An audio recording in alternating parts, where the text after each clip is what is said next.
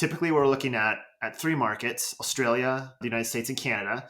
And we're doing our research, tools like Hays, PayScale, things like this that give us some insights into the framework of compensation for different roles. And we create a band around that. And we have some adjustment for parts of the globe that, the market rate is much less, but obviously it's not significant if you look at our range. And then we take that to market. And, we've had scenarios where we're just not getting inbound for this that we thought we would get. And we've received feedback like, these rates are too low for this role. Like, okay, that's great. Then it's on us. It's our responsibility to go first here, right? Like, here's what we think based on what we know. You tell us if we're right or if we're wrong. And in that case, we're wrong. And that's okay to be wrong. We can then adjust and come back with something that the market will respond to. And we did, and it worked out fine. Hello, I'm Mary Jantz, and this is List the Damn Salary Range, an interview series where I talk with leaders at companies that list the damn salary range in their job descriptions. I'm very excited to be chatting with Lance Robbins today. Lance is the Director of Talent Acquisition at XWP. XWP has included salary ranges in their job descriptions for about 3 years now, so Lance and I dive into how XWP adjusts to candidate feedback about market rate salary ranges, how they keep the gap between the bottom of the range and the top of the range low, while still adjusting for cost of living, and what he sees on the horizon for pay transparency. Hello, Lance. Thank you for joining me today. Hi, Mary. Thanks so much for inviting me. This is awesome. Yeah, of course. We are chatting today on November 1st, the deadline that a lot of companies with 4 or more employees hiring in New York City are required to include salary range in their job descriptions. And so I am excited to chat with you as both the Director of Talent Acquisition as XWP and yourself as a human about your experience with pay transparency, particularly because this is a practice that XW has had in place for a while now. And so I'd love to start by talking about why XW has pay transparency and a little bit about the compensation philosophy, particularly why XWP, in your words, includes salary range in job description and why that has been a practice for how long has it been? Yeah, I think more than 3 years now. Yeah, sure. So this is exciting to talk about this, and much of this is from a talent acquisition point of view, because this is where this really began. And I put a pretty high emphasis on creating a candidate experience that's a really great thing, and I see the hiring process as a product that I really want people to enjoy and have a good experience with, and tell their friends about, and come back for more. So yeah, adding a salary range to that just felt like the right thing to do, even before other folks were doing it. And the amount of stress that it removes from the conversation, the driver for applications, the amount of qualitative feedback that I get about how helpful that was, how much of a decision maker in actually applying for the job that was, just made it really clear that this is definitely the way to go. Yeah, I think on the one hand, everyone should do this, but on the other hand, so long as not anyone else is doing this, it's to our favor, right? It's been a lever, an advantage for a long time, and I see like great things about the playing field leveling out a little bit here.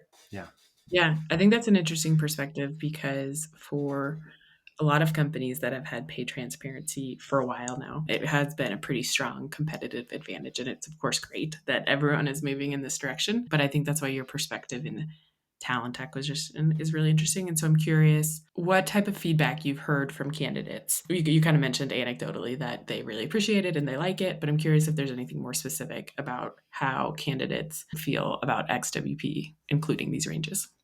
Yeah, I think there's a few different things to say about that. So in a screening interview, whether it's myself or another team member that's leading that, one of our questions that we want to get to is confirming that the candidate actually saw the range, that it's a match for them.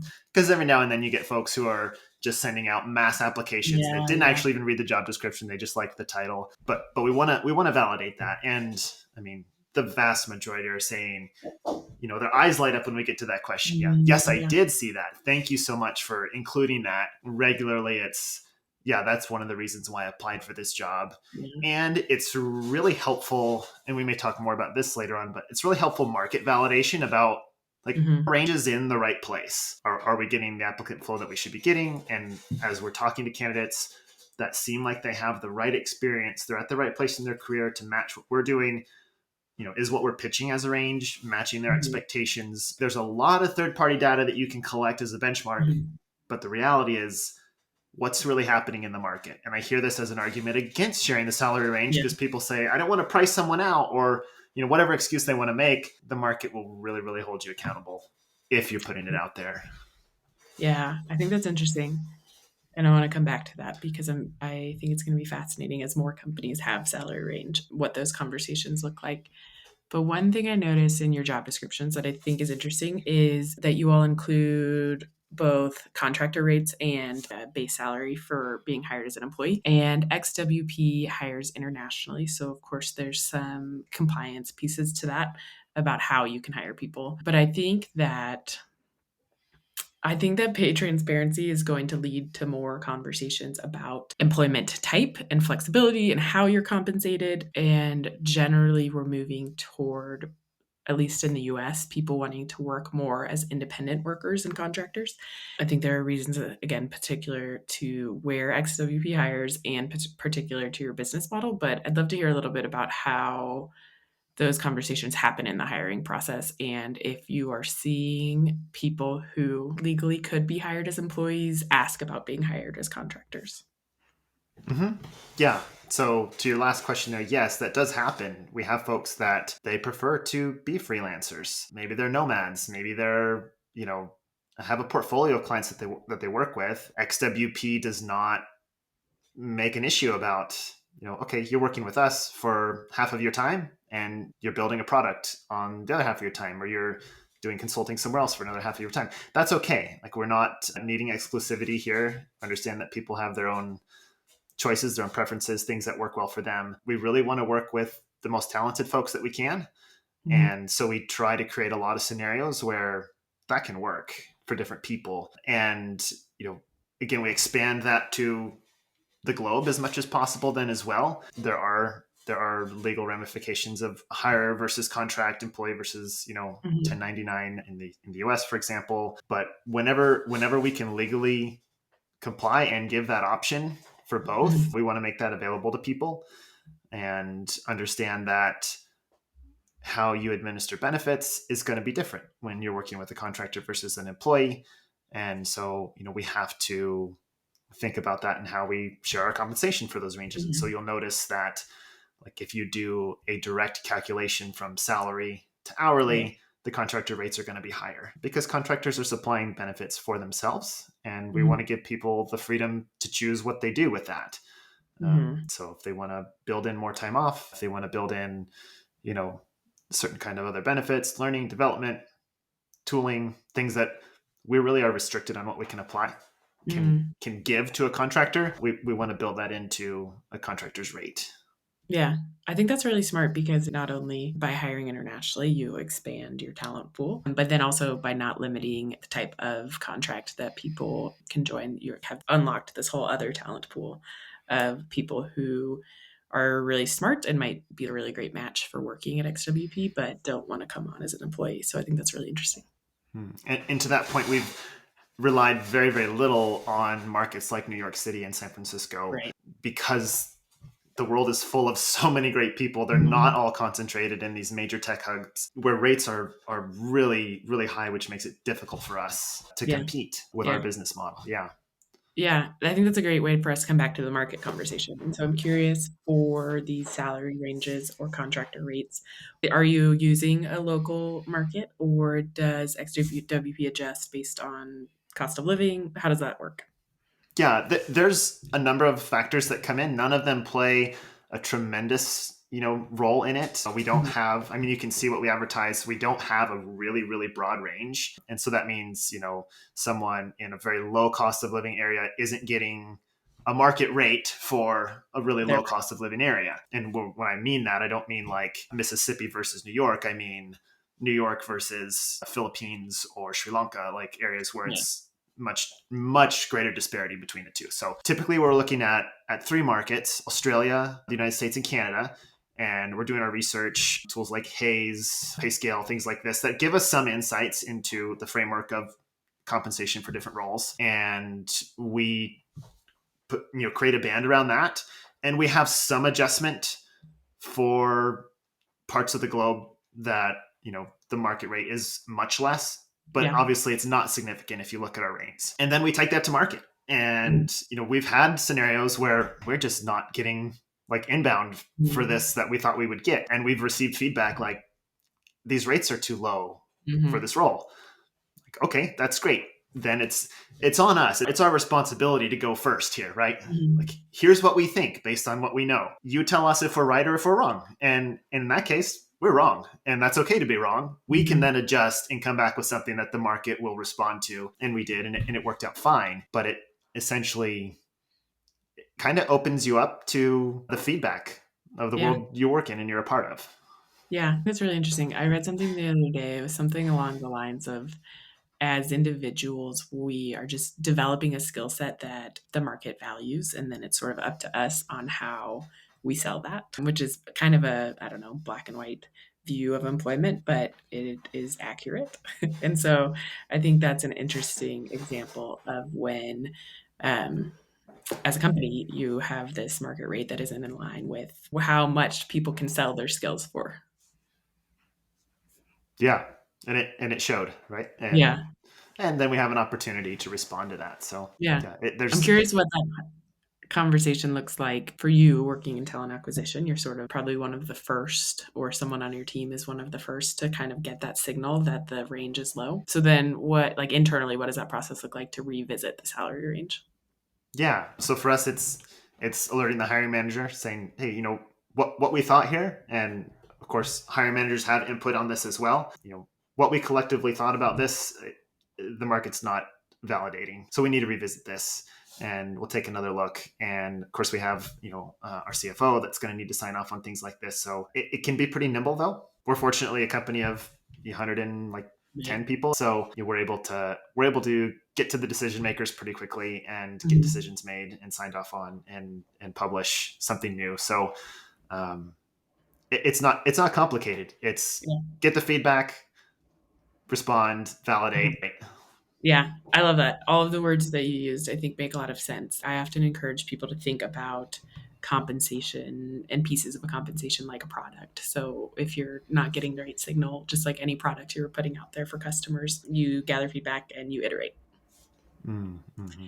One sort of concern I've seen bubbling on the internet around pay transparency is when market rate for a certain role changes. And so in the job description, they might be putting a higher salary range than what someone at the company is currently making. So let's say you have a product manager and market rate for product managers has gone up. And so I'm curious how XWP has approached, or if that has come up. Yeah, I've not heard of or seen a scenario where an existing team member notices what we've published and says, "Hey, wait a minute, I, there's a lot on the table for me here." So if that conversation's happened, I don't know about it, but we do have a system in place for requesting a rate review and of course an annual review. And especially for contractors, right? Because like it's not an indefinite contract, you have to renew your contract, and Right. usually that's on an annual basis. So there's built-in opportunity for rate review, and of Mhm. course there's no hiding what we're hiring Right. at. So the opportunity is there, and that's what I like about being transparent about this, is that Mhm. it invites conversation. It doesn't make the conversation like hard to start, because Right. essentially we've started the conversation, and it's up to you to say, okay, here's how I feel about that. So for folks who are going to struggle more with bringing this topic up or Mhm. negotiating things like that, um, we're kind of saying, well, the door's open to that conversation. Mhm. We're happy to Yeah. have it. I love that. I love how you phrased it earlier too. It's our responsibility to go first and open that door. I like that. Hmm. Now, once someone has joined the team and they're having some of these conversations around compensation and it's being intertwined with performance and growth at a company, what does XWP's general career framework look like? Mm-hmm. So each practice area, whether it's engineering, product management, product ownership, design, things like this, because we're a web service agency, just to be clear for Right. listeners, like we're not building our own products. We are, building custom web solutions for big clients. And so our practice areas are really built around that Mhm. deliverable in business. So at least I know engineering has a very robust competency matrix. And I believe the Cool. other practice areas are actually in progress of creating theirs right now. And so looking at the different levels of an engineer, for example, at XWP, a senior engineer, a lead engineer, a principal engineer, an associate director, and on up the scale, there's clear benchmarks on the Mhm. differentiators between the two. Does that answer your question about like career Yeah. progression? I think there's more to say about Perfect. that, but I think that's what you're asking about. Yeah, perfect. Yeah. And I'd be curious to hear, you mentioned that XWP has some practices in place to not sort of like push people when they advance in their career into people management and to create space for people who are really great at their craft and want to become really deep in their expertise. And so, what does that look like at XWP? Yeah, thanks for asking that. So, mastery of craft is one of our Mm. core values at XWP. And it's a really unique part of our position in the marketplace is that we're essentially, I don't know how to say it, a boutique or top shelf kind of solutions agency as it Yeah. relates to WordPress. And so, it is kind of on us to ensure that the people that we have working in our senior roles and above Mhm. are really some of the sharpest in the Yeah. ecosystem around WordPress. So we want to reward folks who decide that my career path is focused on being one of the world's leading engineers Mhm. in implementation or on the code base. Like I want to be a scientist of, Mhm. researcher and deliverer of world leading code. Mhm. And that in some structures isn't going to be rewarded because then they don't take on the responsibility of, training and mentoring and growing and helping others Right. progress in their career.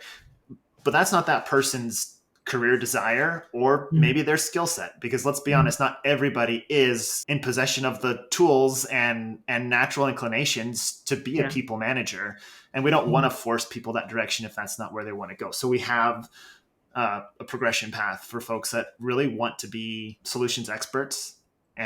And that relates to our principal engineer and role. One of the specializations is implementation. Like Mhm. you're among the top in the in the industry around implementing and writing the code. So we do want to reward that and provide a career progression for that and for those who have the gift to help others grow and be Mhm. mentored. But we want to see two paths in each of our practice areas. So folks that want to be on that individual contributor path, Yeah. but growing in the amount of value they can bring, the amount of impact they can offer. It's important to be able to reward people in both directions. Yeah, I am full support of that model. It is interesting with services businesses in particular, how important it is to hold on to those people that do have that deep expertise and are equally important to the success of your clients. Definitely. Cool. And I'm just curious, like, from your perspective, where you think pay transparency is headed. Hmm. Yeah, what's next, right? Yeah. Well, I think we're going to see a big flooding of major employers. Like we're Right. already seeing, like I think it's Yeah. just news. What in the last 24 hours, Microsoft, American Express, Mhm. obviously all New York based, and soon all California based, Washington. So we're talking about Seattle, San Yeah. Francisco, New York City, major tech hubs, major employer hubs are going there. So that'll be really interesting to see how that um, affects the playing field. And then I think that just as far as the advertisement of rates and ranges, I think that's more tip of the iceberg. And quite frankly, like that's more where we are right now at XWP. And I think there's Mhm. like a lot of room to grow in this. And there's a lot of room for the script to be written on how this gets Mhm. done. Like there's a Yeah. handful of companies that have, put out there, like, here's what we do. I know there's organizations that have every role has a salary that's pinned to it and that's what it's going to Mhm. be regardless. I feel like this is an early frontier days Yeah. of pay transparency that's leading to greater pay equity. And I think it's been exciting to have been on the front edge of that Yeah. before all this new legislation. But I see there's other pioneers that have even taken it further. Mhm. And I honestly don't know what's going to happen, but I'm really excited to watch it and be a part of it. Me too. I'm watching with a lot of fascination. And I know you have thought a lot about remote work. And I am seeing some what I think are parallels between start of the pandemic. A lot of companies obviously are like, okay, we're remote now. How do we do this? How do we learn this? Where pre-pandemic, there was like a smaller sample size. And now that lots and lots of companies are working remotely, it kind of advanced remote work faster because there was a larger sample size. And I think that is happening with pay transparency. There was this core set of companies that have been working on pay transparency for a while, but now that that sample size is much larger again, I think we'll get to speed up our rate of learning. Mm.